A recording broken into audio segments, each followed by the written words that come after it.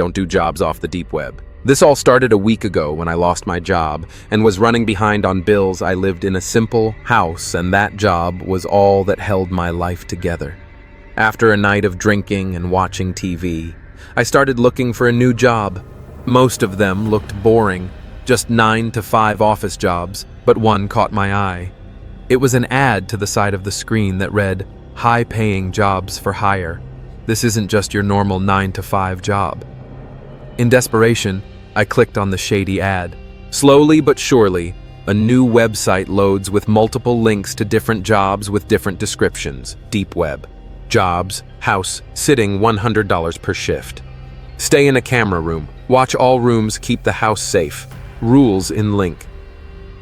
Seems easy. I thought to myself, God, do I regret that? Crop harvest $150 per field. Harvest a field of corn. Tools are provided. Rules in link.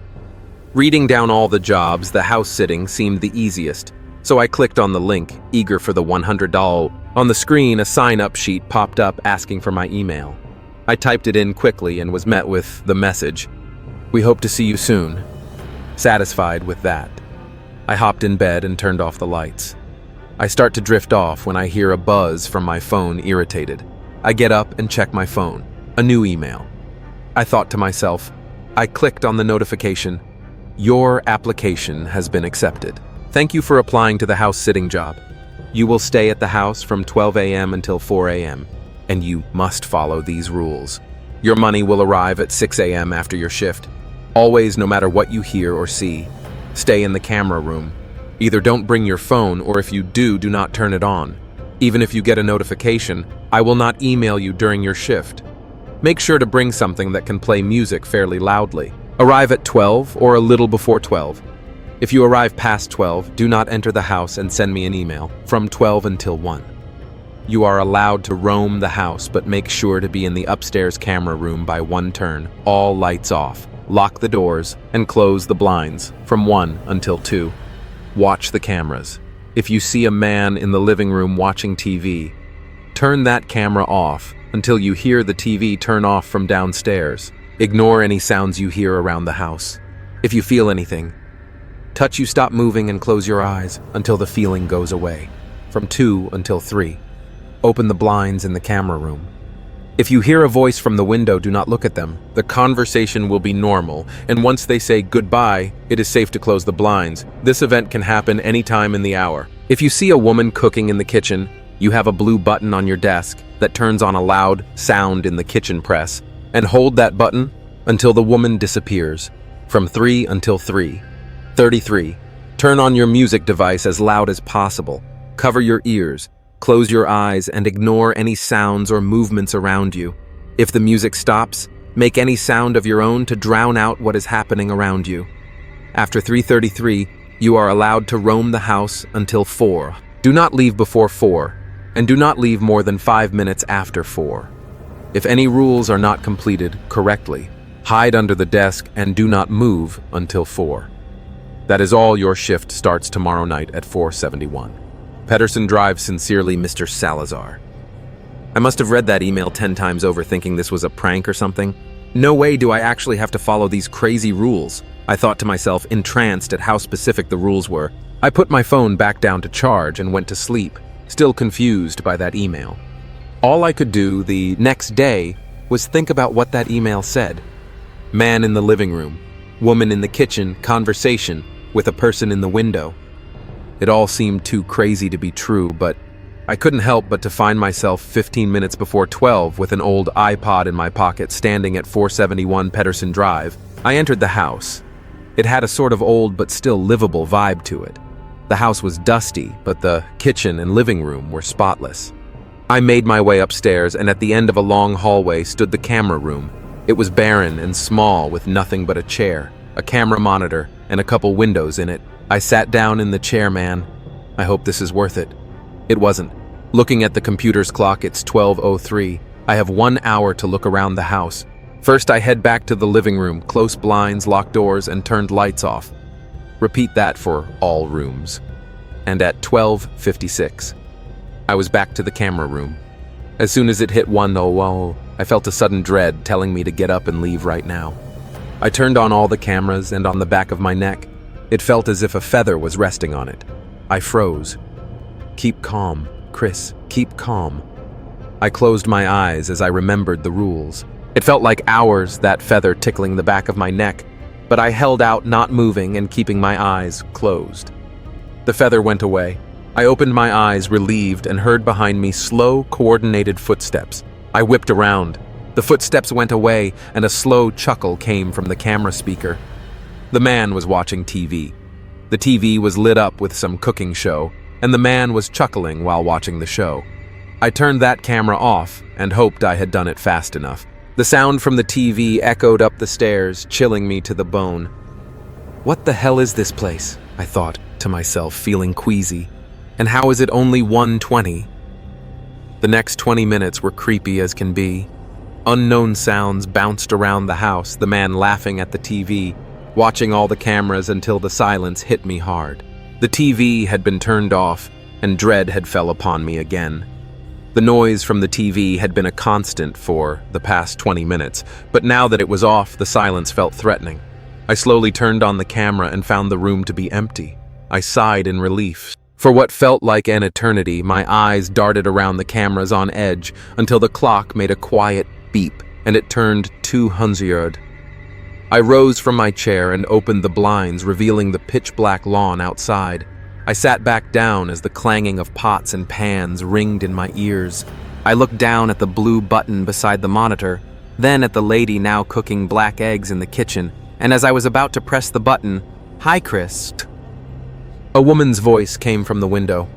I froze, gluing my eyes to the monitor, forcing myself not to look at the window. "Hey, hi, how was your day?" My voice was shaky. It was obvious that I was scared. "I was just strolling around the neighborhood, saw you were here, and I just wanted to say hi." The window she was talking to me through was high enough up the ground to need a large ladder to get to. "How was your day?" "My day was fine, thanks." The woman in the kitchen started to get louder. "Okay, well, I have to go. It was nice to meet you." "It was nice to meet you, too. Bye." I wanted to get up. I wanted to just close the blinds and never hear her voice again. But something just told me that I should not get up. "Wow, you're a smart one. I thought that would get you. Maybe next time. Goodbye." I waited a few seconds. The last thing I want to see was the face of that lady talking to me, so I waited until I was sure she wasn't there anymore, then closed the blinds. Once that ordeal was over, I realized that the lady in the kitchen was gone, even though I never pressed the button. Oh no, no. I thought I had broken one of the rules and it was only 2:30. Now I'm sitting under the desk typing this out on my iPod, and there is a lady with a ragged apron on, walking in circles around the room. I'm scared to make any noise. So please, if you see an ad for dark web jobs, don't click it. Update, it's 4:30 now. I made it out of the house and I'm safe. My left leg is hurt a little, but I'm getting ahead of myself. Let me tell you what happened. The lady from the kitchen walked around the room, making soft groans and drooling everywhere. I kept as silent as I could, freezing time. She turned in my direction. A small beep came from on the desk, notifying me that it had turned 300. The lady in my room melted into the floorboards, screaming a scream of the utmost agony and pain. What I was supposed to do at this point was turn on the music on my iPod, close my eyes and cover my ears, but hiding under the desk, I didn't know if I still had to do that. I waited, and silence was all I could find until the walls and floors of the house started to contort. The house shifted and moved into what looked like faces popping out of the walls. The only description of the sound I can think of is a scream of terror itself. I couldn't take it anymore. My mind told me to get up to run, to get out as fast as I can, but I knew I couldn't. I closed my eyes and turned the music on. The screams were drowned out and it seemed almost calming, but in the back of my mind I knew what was happening around me. The music blared loudly and my eyes stayed glued shut. Then the music turned off. I opened my eyes and the house was normal again. Shakily, I stood up and looked at the clock, 3:34. I got back under the desk and lay there terrified, but nothing happened, and I was sitting there for 35 minutes until the final beep from the clock came telling me I could finally leave. I got up, walked down the hallway, down the stairs to the front door, and finally the sweet, cool air of the night hit my face. And in that moment, I felt a relief that was almost euphoric.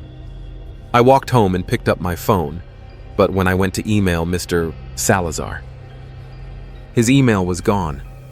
The website was gone, and there was no trace of him at all. I tried to fall asleep, but I couldn't get the faces out of my head.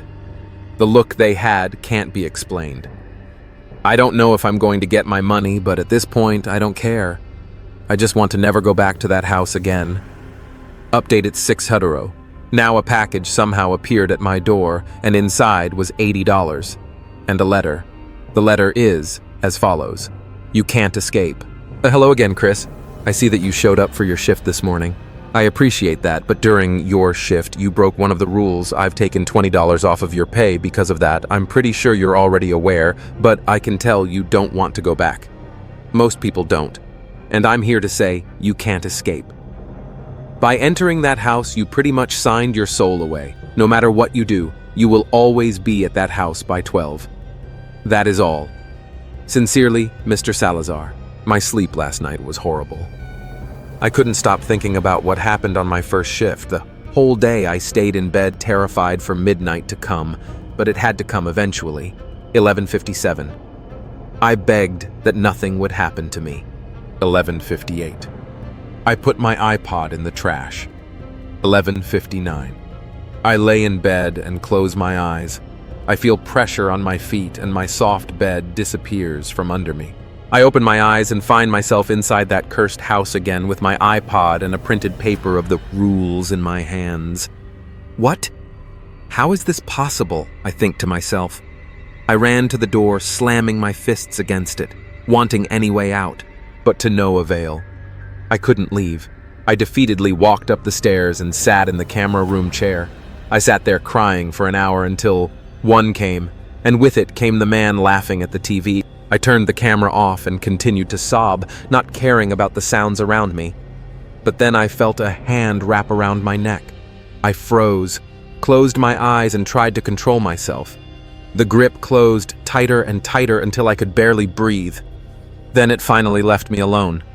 I gasped for air and grabbed the printed paper of rules given to me at the start of my shift.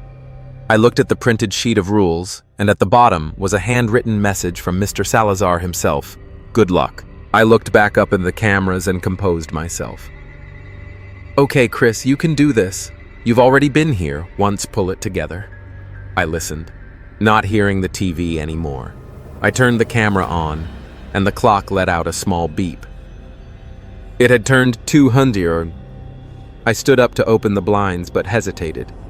Did I really want to talk to her again? Regardless, I pushed the thought away and opened the blinds to be met with a face only insane people would call a woman. It looked as if she hadn't eaten once in her life.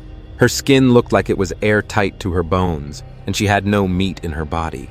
Her smile was literally ear to ear. Her skin sagged down at least 2 feet, and her eye sockets had large black bloodshot eyes with tiny beady yellow pupils. Hello again, Chris. I closed the blinds as quickly as I could and went to hide under the desk, but the desk is just a block. No space to hide under. I don't know what to do. I hear slow footsteps coming up the stairs. Oh God. The doorknob is turning. The door is locked. Oh, thank God I remembered to lock it. She is screeching from behind the door. She's slamming her hands on it. It's only a matter of time until she breaks the whole door down. What do I do? Thanks for watching this video. If you like this video, drop a comment below. And please like, share and subscribe my channel.